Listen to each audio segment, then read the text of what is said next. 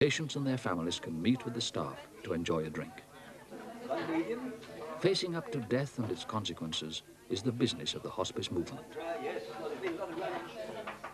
The world's leading authority on bereavement is the psychiatrist Colin Murray Parks. Certainly working in a psychiatric setting, one's constantly driven back to looking for what went wrong in those patterns of attachment in early childhood. And it's perhaps not really surprising that the ways in which people feel about their parents colour the way they feel about other people of the same sex, about the people they love later in life, and affect not only their relationship with that person, but the way they react when that person dies. So that people who've been perhaps sensitized to loss by losses that have occurred early in life, maybe a parent has died or they've been separated for great lengths of time, and you get effects on the developing personality, so that people may either become very clinging, very inclined to overreact following quite minor separations, or they may even go to the opposite extreme of being afraid to make relationships, being turned in on themselves, withdrawn. In a sense, the only way to avoid grief is not to fall in love. And there's a sense in which some people who've been hurt by losses early in life may become afraid to fall in love, afraid of reaching out to other people. And this too may colour the relationships that they do make, so that they become afraid to touch, afraid to get close. And this itself produces complications in marriage and affects the way their whole life pursues its course and the way they react to subsequent losses. This preschool nursery meets every day in the St. Christopher's Hospice. It's an amenity that the local community finds useful, and it helps the hospice staff. While they're busy in the wards, their children are in safe hands. A hospital for the terminally ill rings to the cheerful sound of children at play. Mingling the generations was a very deliberate policy when the hospice movement was born. As far as I know, I only met John Bowlby once in my life, and this was because I'd written to Dr. Murray Parks to say we were starting a hospice and that we wanted to look at the families as a whole. We wanted to have some understanding of problems of bereavement. And he invited me to lunch to meet him and John Bowlby. And in the course of lunch, we were talking about the numbers of my patients then at St. Joseph's Hospice who were able to face the truth of the fact that they were going to die. And I remember using the word saying, well, so often they say the hospice is a safe place.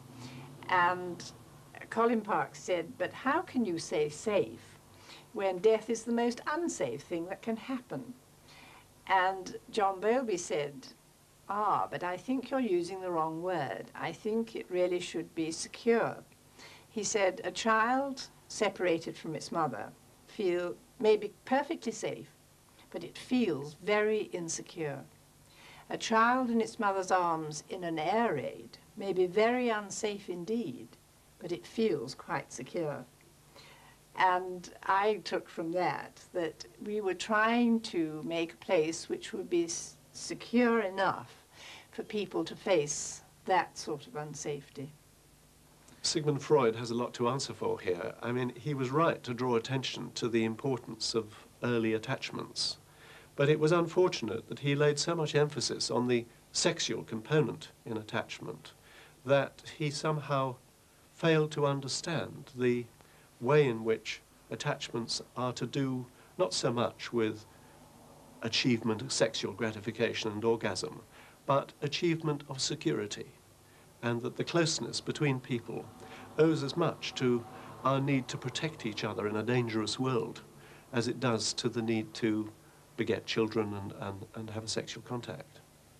And I think it was this overemphasis on sexuality which led to a lot of misunderstandings about what went on between mother and child during the early stages. And I think it's largely thanks to John Bowlby and others of that ilk who've studied early mother-child relationships in detail that we're only now beginning to get that clear. When a patient is admitted to St. Christopher's, it is the job of social workers to help the dying and their relatives prepare for the inevitable in counselling sessions like this. Robert. Compiling a family tree helps to reveal the strengths and weaknesses of family attachments. Called after his granddad. Well, it's very important to put him in. He may have died, but he's your child, and you were right. Perhaps because he is so important, and I guess often gets forgotten and left out by other people, we could return to talking about him a little bit later on. What about parents? I think grandparents are ever so important. They often spoil children, don't they? But you were saying, Helen, that your mother died of cancer. Yeah. Yes. What was that like? Can you tell me anything about it, the memories that come back? Awful. She died in an awful lot of pain. Did she? And that's really all that I remember about it, the fact that she suffered a lot. And I don't want that to happen with Bill. Can I just say now that we shall do all we can to treat every little symptom of Bill's that comes up. And Bill, even when one is ill, one can still be strong for one's son, and we need to bring Michael into it as much as we can. And of course the children have a very important place here. Nothing escapes children. It isn't the words that are said, it's how they watch, isn't it? And so they need to be drawn into it too. And perhaps you'd like to bring them back with you when we could meet again and talk a little bit about their fears and some of their fantasies, perhaps, about what's really happening. I'd like that. I found in the past that whenever something gets published or someone appears on television talking about bereavement, half the correspondence seems to be from people who've suffered bereavements by divorce. And they always want to say, you know, it was just like that when my husband left me or my wife left me. There's no doubt that loss of a partner following a separation or divorce is a very painful kind of a grief. I think there are differences. When somebody you love dies, the tendency is, if anything, to idealize them. You remember the good things and you forget the bad things. I think following a divorce, you often do the opposite. It's almost as if you need to persuade yourself that the person who's left you wasn't really worth all that much. And people tend, if anything, to denigrate the memory of the person who they've become separated from. I mean, all this divorce is certainly against the interests of stable and happy families. I do use the word happy. I use it rather a lot, because the question is, are people happy or not? To some extent, you see, family life is an investment. I've often made this point. Now, having children is hard work, but I would say that it pays off in the second half of your life, because you've got a built-in social circle. People who haven't got that sort of family life, when the older they get, the more isolated they get, the more lonely they get, and the more depressed they get. In our society, traditional family life has been eroded. Divorce brings grief to many homes and to many thousands of children. In this fractured society, the gulfs between the generations appear to have widened. Many old people find the modern world increasingly hostile. The provision of institutional care for the elderly has become a growth industry. All the generations rarely live together nowadays, and as a consequence, we have become distanced from death. At the Helen House Hospice for Children, Mother Frances Dominica and her staff are with parents and children while they spend their last hours together.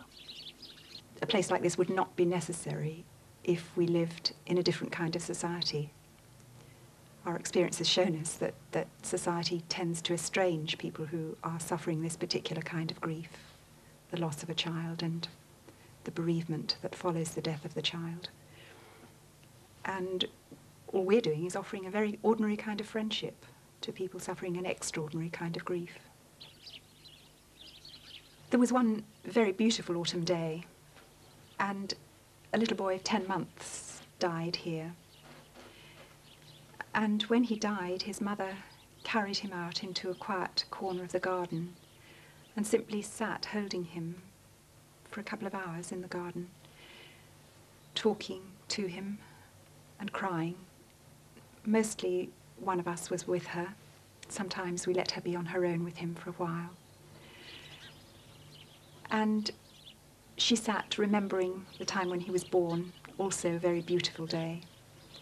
And then, when she was ready, she carried him back into their room and lay down with him on the bed. And she fell asleep for an hour, holding him. And then when she woke, she was ready to wash him and dress him with infinite care and tenderness in little clothes that she'd chosen specially for the occasion. And then she carried him to the small room where we have a cot ready. And she laid him in the cot.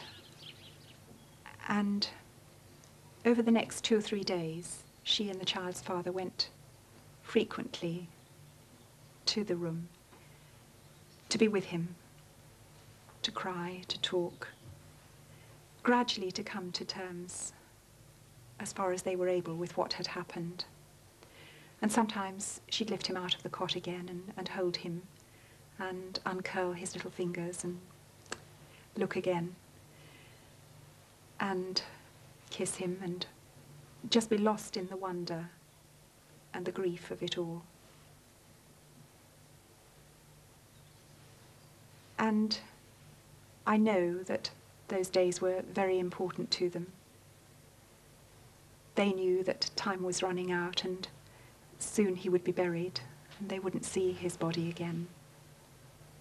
And they wanted to make the very most of the hours and the days that were left.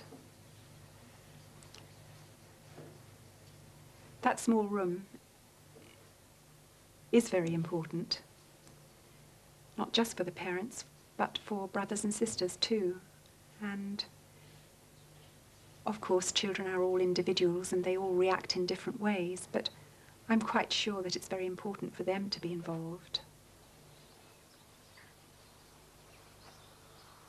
The decision came to ask Tabitha how she felt about the funeral, and she wanted to go.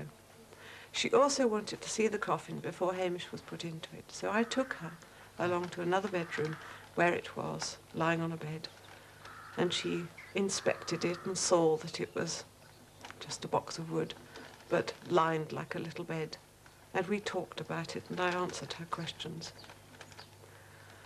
And the day of the funeral, she was completely normal in every respect. Some people might say that they thought she was a little extra jumpy, but she was just a child and she was coping in her way with a very important day, and we feel very sure that that was the right decision to make. But I know we were perhaps harshly judged by some for doing that. At the time Hamish died, I was heavily pregnant with our third child. One of my greatest fears during his last few weeks was of producing one baby on the very same day that I should lose another child. But our third child, Cassandra, was born in February 1982, only missing Hamish's birthday by 2 days, which was another thing that we found quite difficult. And because I had always been a coping person, I continued to put on my face in the morning. I continued to go to the supermarket and go through the shopping list. And even those very close to me never really began to feel what was thrashing around inside me was an absolute longing just to go to pieces, just to dig a big hole and to go into it, and to see nobody and do absolutely nothing, and to scream and to wail and to beat my chest and to say, "Where is my son?"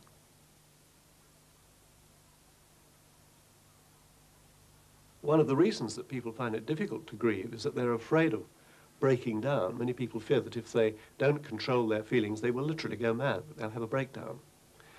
The truth of the matter is, from a psychiatric point of view, they're much more likely to have psychiatric problems, in a sense, to break down, than the people who express their grief freely from the start and, in a sense, get on with what Freud called the grief work, because grief is a job of work that needs to be done. Men in our society particularly prone to feel very ashamed of themselves if they get upset following a loss.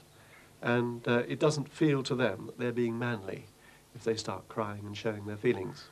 So there are very strong social pressures on people to suppress and inhibit grief. These compete with the internal pressures to do the opposite. The natural thing to do when you suffer a loss is to cry aloud and to stop everything else you're doing and get on with the business of searching for the person who's gone. But the intelligent human adult knows that that is A, a waste of time because you're not going to find them, and B, it's not respectable. It's not something that is regarded as good form in our society. So we're placed in a conflict. And in the early stages of grief, I think everybody resolves that conflict in their own particular way. Some people feel more free than others to express their feelings. Well, when you're with any family who is losing or has lost a child, there's a bit in you which, not so much unfair as just this big question, why? You know, why? We don't understand. And when you're with families who are losing 2, 3, maybe 4 children of the same or different diseases, then it's just too big for my understanding anyway. And I don't have the answers, and I can't pretend I do. I think one of the most harmful things people can do is trip off pious platitudes, you know. It's hurtful. So many of the things that we say in an attempt to make it make sense just make the wound go deeper, I believe. I don't know of a reason. All I can do is try in my own way to stay alongside. I can't take the pain away, but perhaps in a very small way I can share it.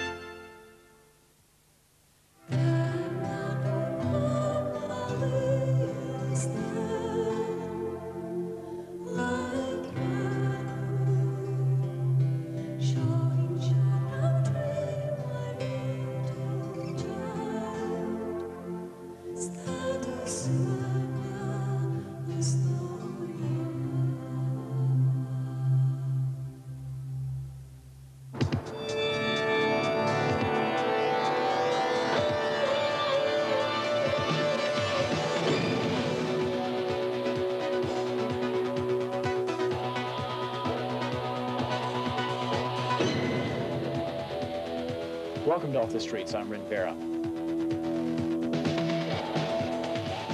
Every year, 1.2 million children run away from home here in the United States. Many of these children end up on the streets.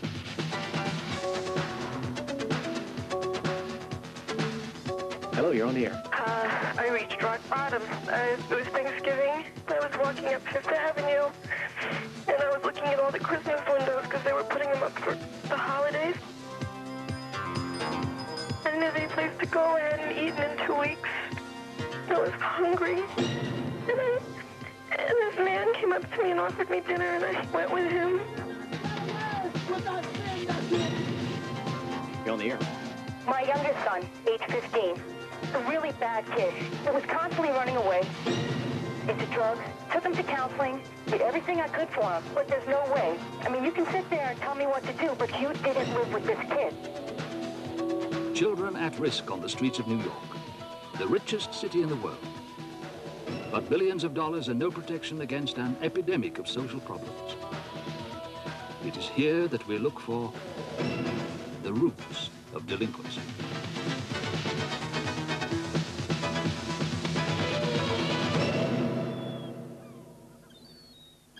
"3,000 miles away, the tranquility of the Isle of Skye.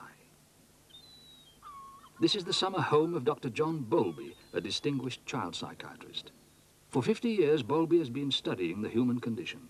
His findings are controversial, but their implications for the human species are profound. According to Bowlby, a child develops a crucial relationship with the adult who cares for it, usually the child's natural mother. This attachment offers the security necessary for the infant's healthy development. If the attachment is defective or damaged in any way, the child's security is threatened, and the long-term consequences can be disastrous. People worship mammon, and we've been very successful in economic improvement. That's a good thing. I'm not criticizing it, but I think people don't always realize the price they're paying. I think that the success of modern economics and industrial life has led to a great deal of damage to families. That's unintended, and we're in just waking up to the existence of social pollution, as I see it, family damage. We come out to cry to you today. Don't go to hell. Don't let a little sin send you to hell. Don't let the peep show send you to hell. Don't let prejudice in your heart send you to hell. Don't let... Social problems in New York City are plain to see. But what about their causes? Is there evidence that the breakdown of family life is a principal factor? We began our inquiry at the New York Foundling Hospital on Fifth Avenue. The hospital's director, Dr. Vincent Fontana, is the United States' leading authority on child abuse. Well, parenting obviously is the most important responsibility any human being has on this earth. But what's happening in our society today is that parents are being forced to go out into the workplace. Parents are not spending enough time with their children. And of course, we see the results of that in our society. A child's first 3 years of early development needs a great deal of emotional stimulation as well as tactile stimulation and mother-child and father-child relationship. And because of the stressful situations that we're all living, the fact that parents have to go out and work, two parents, we have latchkey kids, we have the problems of the working parent, and then we're seeing results in child abuse and neglect. At its most extreme, child abuse can produce the sickening horror stories which make the headlines. At the Foundling Hospital, they believe these tragedies can be avoided. These children have been left in the safety of a special crisis nursery by parents who recognize their own capacity for violence. They feel as if they're on the verge of losing control and are very much aware of that and don't want to do it. And have heard of our service through one means or another, perhaps through one of our posters or notices that go out with public assistance checks, and reach out for help. Generally, our first contact with the parent is over our parent helpline, which is our crisis line. Children are able to stay with us here for a maximum of 72 hours. And our city's Child Protective Service Agency does not necessarily become involved. If there are conditions that we need to make known to them, then of course we're legally mandated to do so. But that's not an automatic consequence of coming here to the crisis nursery. What we do have to be concerned about is the insidious signs of maltreatment. And so we have the emotional abuse, the verbal abuse, the constant rejection of a child, the parent telling a child constantly, you're no good, you never were any good, you don't do well, you don't do as well as your sister, you have your father's eyes, I just don't like you. That kind of rejection on a daily basis of a child is as equally as damaging as you've taken a strap or a baseball bat and physically beat that child. He beat me. seen it was like the spur of the moment. He just picked up what was close enough to his hand, and like I said, I was 17, I was a big guy now. There was an extension cord. He picked it up, balled it, and he beat me with it. And I still have scars from that. And from that beating, I had held a very deep amount of animosity towards the gentleman now, because I didn't even call him my father anymore after that.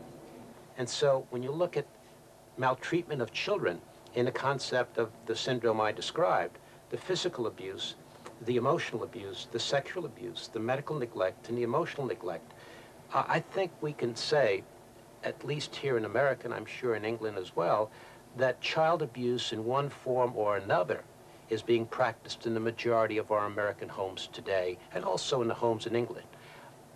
The problem is, it's not being recognized as such. And many parents are practicing child abuse in the name of discipline. You know the old adage, spare the rod and spoil the child. Well, today in the 80s, it's the other way around. Use the rod and spoil the child. When I look back on that, whenever I get to the point where I feel that this child, being my children, any of the children are aggravating me to a point where I feel like lashing out, or I just want to, lash out at them, I remember the kind of animosity I felt towards my stepfather, and how much I would not like my children to feel that way towards me, because it was very deep. It left scars that hurt me even now, emotionally, as well as physically. These are the parents who have been raised in a violent atmosphere or environment where they haven't learned parenting, but they've learned violence. And so during times of stress, they act out in a violent manner towards someone who's closest to them. But we have been able, and we're hopeful, that we can break the cycle of violence breeding violence from generation to generation. In programs here at the Foundling Hospital, over a period of 14, 15 years, we have 75% success rate, in the sense that a parent and child who comes in at the temporary shelter and stays here for 6 or 7 months and becomes reparented. That they don't really understand just what's going on, and they've been all their lives, they know about Pampers, and then all of a sudden now you take them to a strange room that they have to go to the bathroom. You're bringing up something very important. Is that the way you begin? These parents have all abused their children in the past, or feel their children may be at risk in the future.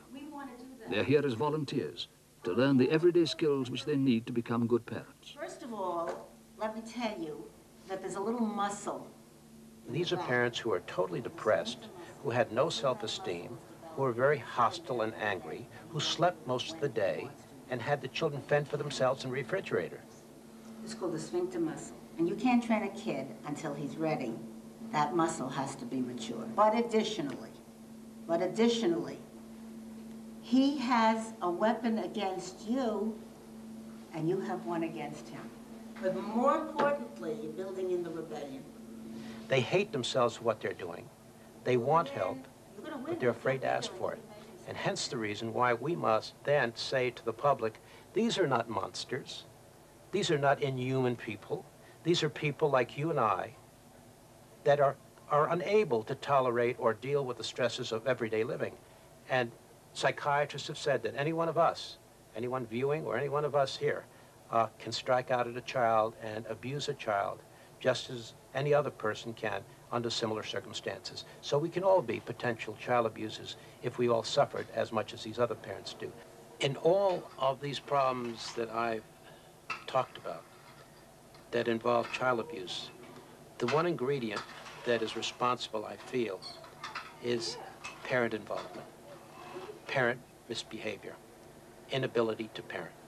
And so we say today, the best preventive we have for preventing child abuse or the crime and violence in our society is to teach parenting in the elementary schools. It's never too early to teach parenting.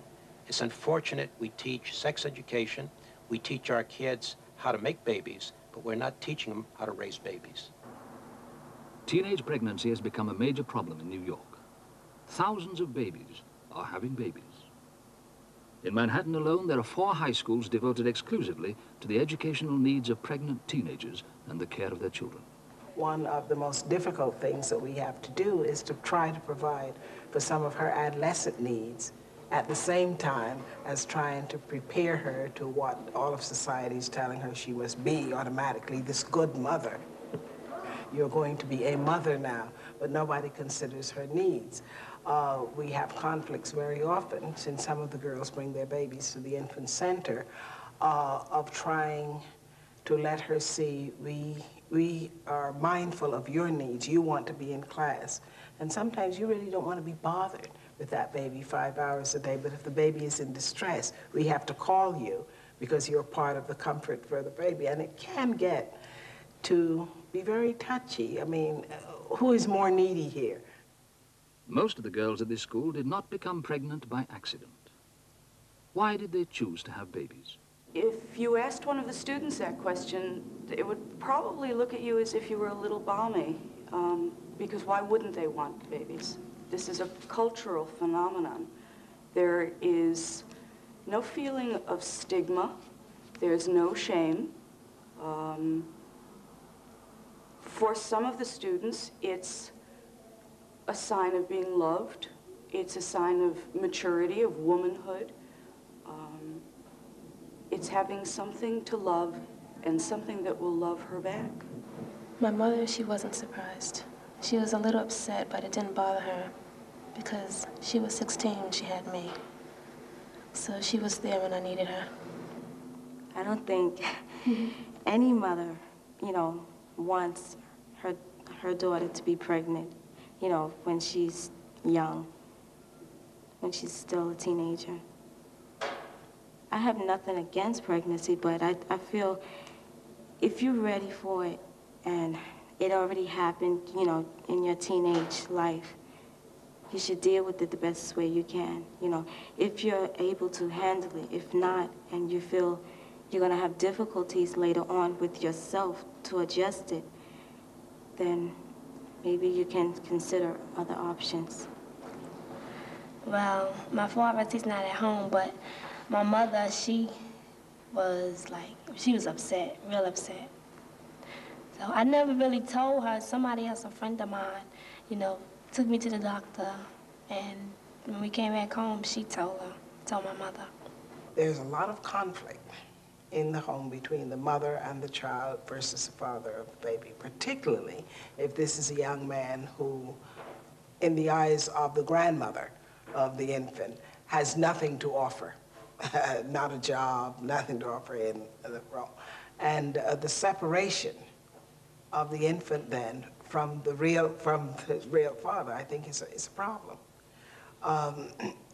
We also do not have in the city enough programs to encourage young men who are fathers, bringing them in to help them with the responsibility and their roles to the child that they have. We have many programs for adolescent girls and adolescent parents and so forth. I think I only know 2 that deal with teen fathers. According to John Bowlby, the future emotional and mental well-being of these babies depends crucially upon the quality of the mothering they receive. An awesome responsibility for girls so young. These children were mothers at the age of 13 years. Giving birth is hard. It was really hard for me. I was about 23 hours in labor. And if I knew that, if I knew then what I know now, I don't think I would have become pregnant. My mother was 19 years old when she had me. And my grandmother did not go for that, for her having a baby. So she kind of had it harder than I have it now. No, I don't want to talk on the telephone. You don't want to talk? It was hard. She had to stop school and go to work. And now I can continue going to school, you know, and finish my education. He means the world to me, and I'm happy that I had him. I never say that it was a mistake, you know. Bye-bye. I want him to be somebody. Doesn't matter who or what he is, as long as he's good at what he does, I'm happy. Not all pregnant teenagers are fortunate to have parental support and special educational facilities. Many others drift into the city and onto the streets. Covenant House is a Christian-run refuge for lonely and desperate teenagers at loose in the city. In New York City here, most of our kids are not what you'd call runaways. They end up being thrown out or there's nothing to run away from. There's nothing to be thrown out from. They never did have a strong family, so they ended up just migrating to the streets, following their friends to the streets, and many of them end up sleeping on the subway trains, sleeping in doorways, or bouncing from shelter to shelter, covenant houses or the city shelters.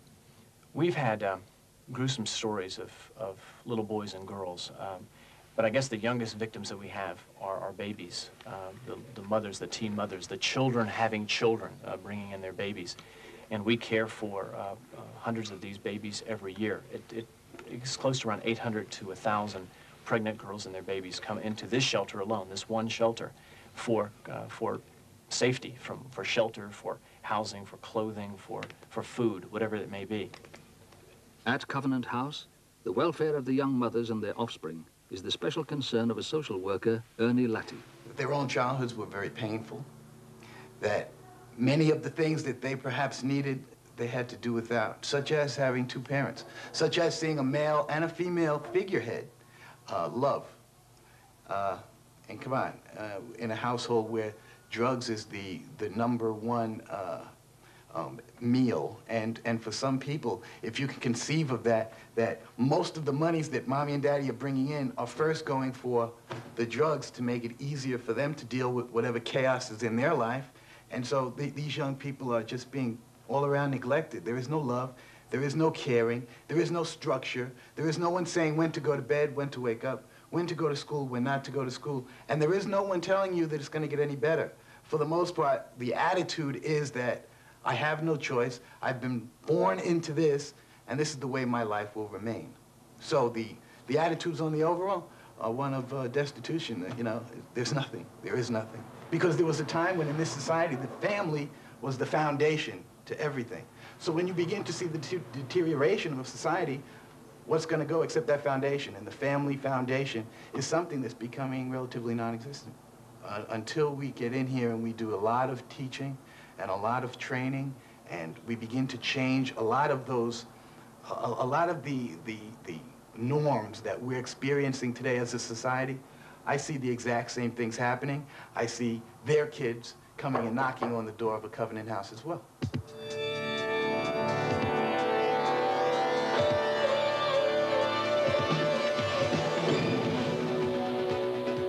And welcome to Off the Streets. I'm Red Barrow. Today on Off the Streets, we're going to talk about prostitution and the many teenagers that turn to it for livelihood. Here in New York City, they estimate that close to 10,000 children are homeless. Today on the broadcast, you're going to hear from Dr. Jeffrey Barnes from the National Institutes of Health and also from Wendy Nadich on our staff here at Covenant House, as we talk about teen prostitution, what happens, and why do children turn to prostitution for a livelihood. Stay with us.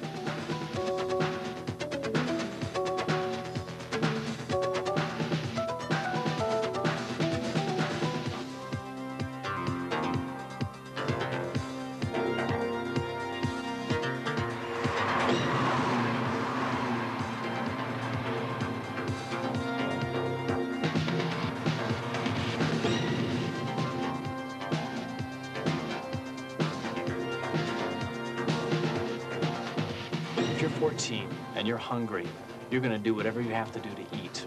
And if a man walks up to you and says to you, take your clothes off, climb in bed with this man and do sexual acts, and he says that I will feed you and I will clothe you and I will house you, you're going to do it. The New York Police Department's runaway unit plays an important role in this story. Yes. Did she drop the charges? It is led by Lieutenant Arthur Doyle. The children that we're looking for come from all areas of the country. They represent every ethnic group. They're a cross-section of the economic groups that exist in the country, and rural as well as city children. Lately, there's been a lot of attention paid to the psychological abuse that children go through.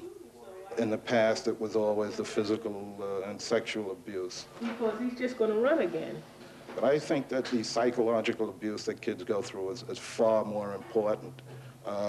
What I'm trying to say is that if you tell a youngster from the time they're 2 and 3 years old that they're nothing, they're worthless, they're miserable human beings, I wish you had never been born, 14 years later, you're going to get a miserable person, you're going to get somebody who believes that they are nothing. And these are the types of kids that we see involved in prostitution, who run away from homes such as those. A young female who arrives in a strange city, particularly in the Midtown. This is where buses usually arrive in cities, in their red light districts, so to speak. The street people are out there waiting for these kids.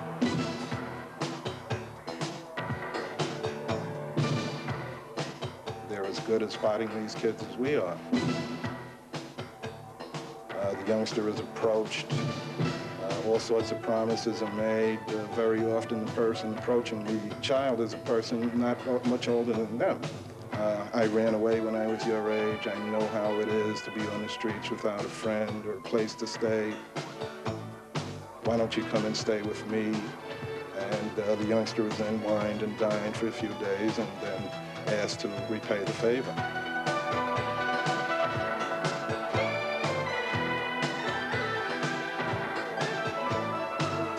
Hello, dear. You know who we are, don't you? How old are you? What's your name? Terry Phillips, is that your real name? Your street name? Have any ID? In a particular town, or you roam around?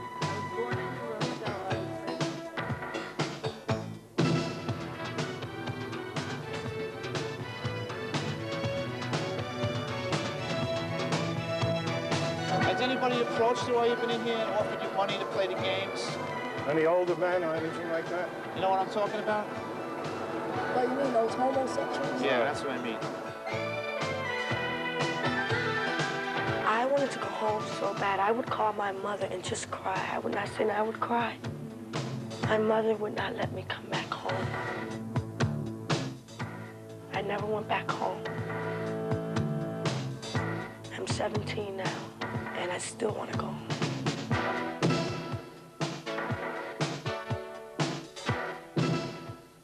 Many of the kids that come through this door, you see the faces of your own children on their faces, and that makes it particularly uncomfortable. Probably the most distasteful case that we've ever encountered here in this unit. It involved an 11-year-old girl from one of our Midwestern states. When she was taken into custody from one of the prostitution-prone locations, she was carrying a small blanket, and the officer handling the case asked her why was she carrying the blanket.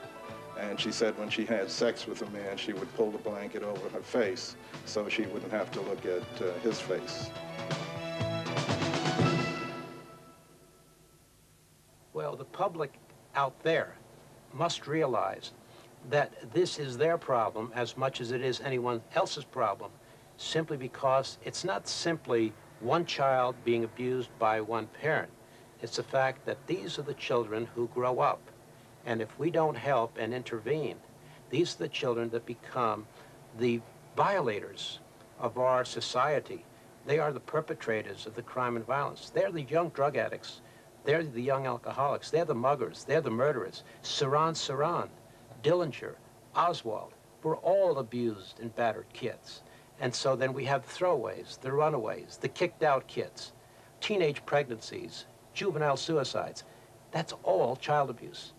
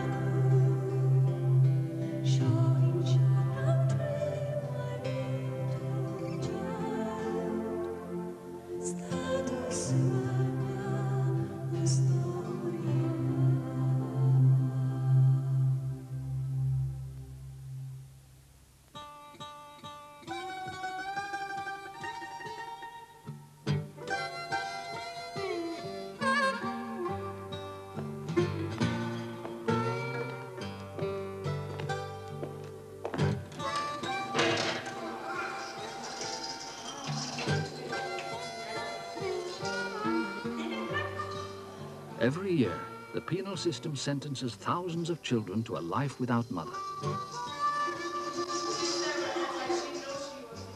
And others are babies behind bars.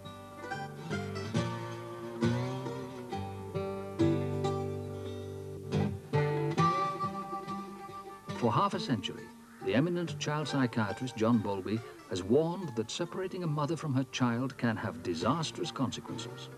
Mental illness and delinquency may be the fruits of separation. There are some violent criminals who are not safe in society. And if you have to segregate them, that's understandable.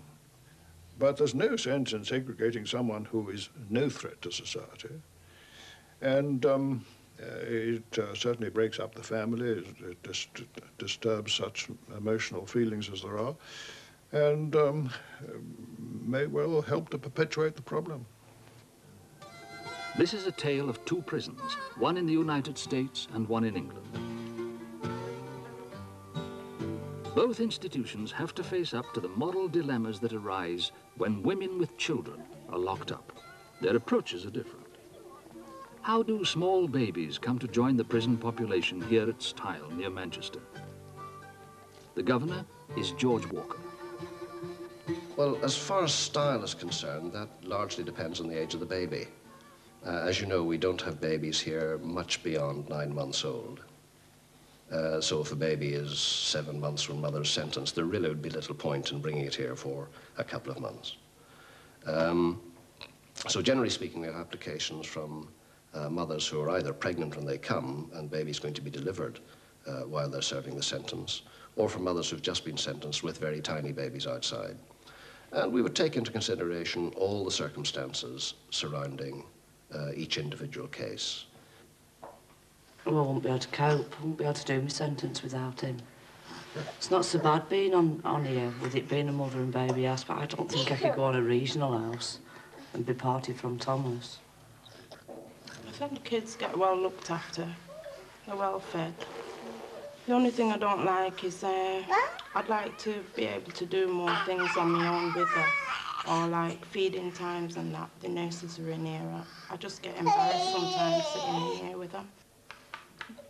I think basically we are there in a supervisory capacity. We're there to support the girls in every aspect of childcare that they need to know about. I think basically that is really our support. We're a support system for them. There's always somebody available that they can come and ask for advice. And that really is our role. We're not here to discipline the women. These women have come into prison and that is their punishment. We are simply here to help them.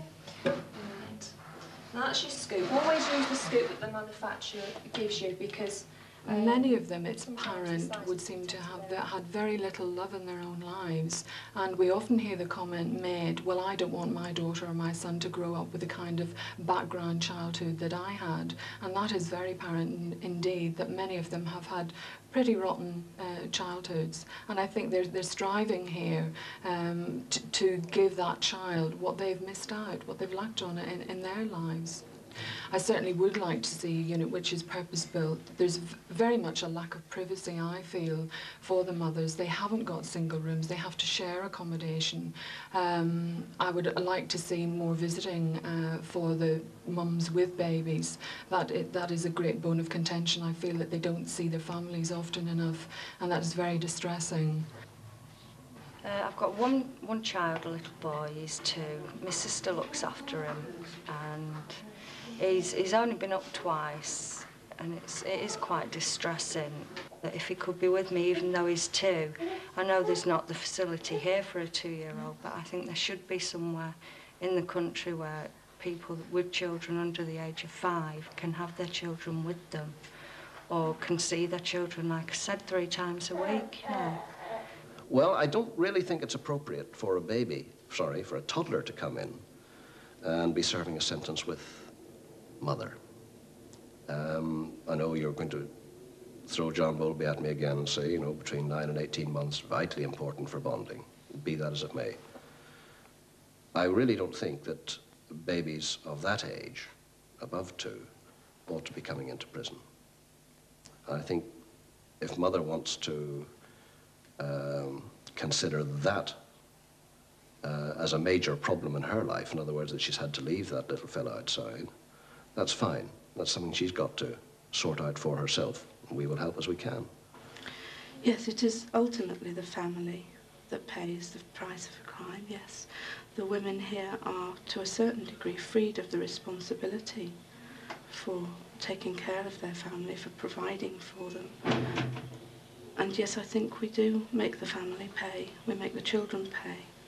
Seeing children separated from their parents, from their mother, seeing children after visits being taken away from their mothers, taken out of the gates crying and screaming, not able to understand why they can't stay or why their mothers can't take them home with them. And seeing the distress of the women when they first come into prison, having left their families, not knowing quite how the arrangements they have made for the care of their children are going to work out, wondering whether their children are all right, whether their family are coping, when they're next going to see them, and when the family are going to be able to bring them in on a visit. It doesn't seem fair to the children, does it? It doesn't, does it? It's not really, is it? No. Sophie?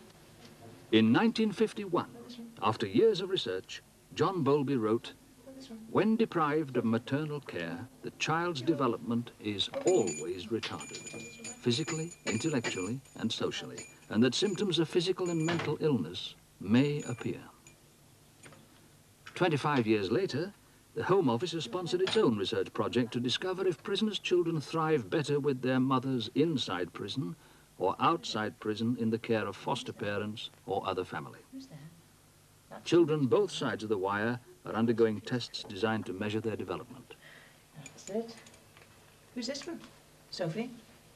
The babies here seem to thrive. They are well fed.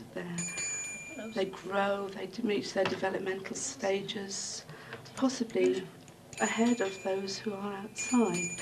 Obviously, the results of the research will confirm or not confirm that. The Home Office investigation into the mothers and babies in prison is a very late response. People in the community have been aware of this as a problem for many years, and the Home Office now, years too late, has suddenly set up this investigation. It is not far-reaching enough. It is the response too late. We're worried that when they come out, they may not publish they haven't made a commitment to publish the response. It's too little, too late. What they must do is take into account all the research that already exists and the recommendations that already exist, that are there. We know what the problem is, and the response must be to exercise some control over the courts, and the magistrates' courts and the higher courts, and stop them somehow sending so many women into prison. We had grandmother, daughter and granddaughter all in serving a sentence, and it's funny, I suppose, really, but mother was born here, granddaughter was born here. It is funny, it is funny. Style Prison is a world of women, so the babies rarely see a man. Regular visits by male prison officers are an attempt to correct the balance. Smile. There. Oh, no. Oh, dear. Oh, dear me. Wow, there's a good girl.